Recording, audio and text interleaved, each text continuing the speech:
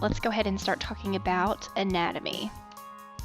So let's start with female anatomy and what is on the outside.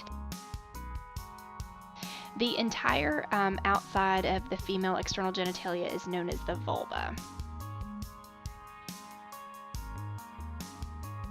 The vulva consists of what are called the labia majora, which are the outer fatty lips that are covered in hair. The labia minora are the inner lips without hair, and these can be a lot of different shapes, sizes. They can be dark and wrinkled or pink and smooth. The clitoris is the bump on the inside at the top of the labia. It contains a lot of nerve fibers, are very sensitive. The urethra is just below the clitoris. It's the opening where urine comes out. The vaginal opening is the opening to the vagina. The hymen is the rim of tissue at the vaginal opening. And the mons is kind of the fatty mound where pubic hair grows. So on the inside, we have the uterus, which is a muscular structure that holds a baby during pregnancy. The cervix is the opening to the uterus, and that's what's examined during a pap smear. The vagina is the tube that connects the outside to the inside, so that's the passageway for periods, sperm, and a baby at birth. Fallopian tubes are tubes that are from the uterus that deliver the egg after ovulation. So the egg kind of goes up through the fallopian tube. The ovary, those are two small structures that are about the size of a walnut next to the fallopian tubes. The endometrium is the lining of the uterus that sheds every month when you have a period.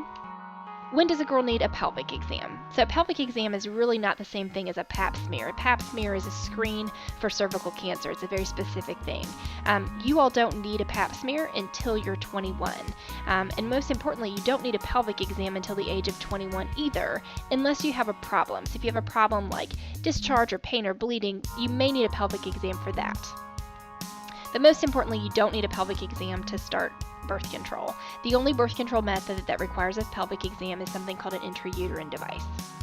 So let's move on to males. So on the outside, we obviously have the penis, which is the structure that allows passage of urine and semen. Has a lot of nerve endings that provide sensation.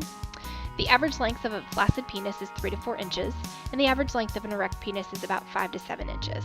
The scrotum is a muscular sac that holds the testes, controls temperature, and provides support. Urethra is the opening for passage of urine and semen. So let's talk about what's on the inside. The testes produce sperm and sex hormones, something called testosterone. The epididymis allows maturation of sperm, so it allows the sperm to mature. The vas deferens provides storage for sperm and allows passage of sperm. The seminal vesicles contribute fructose or sugar to semen, so that nourishes sperm. And the prostate gland produces most of the fluid that makes up semen. So when should a male get an exam? So sports physicals, males may have to undergo an exam at that point, and that's really to check for things like hernias. An exam is needed for things like discharge, lesions, ulcers, lumps, or pain with urination. And then as you get older, your physician may talk to you about a testicular self-exam. I'm going to close by saying that variation is very normal. Not everyone looks the same. A lot of times we're bombarded by different images or expectations of the way you're supposed to look. And as a gynecologist, I can tell you that not everybody looks the same, and variation is completely normal. So be wary of media images or internet sources.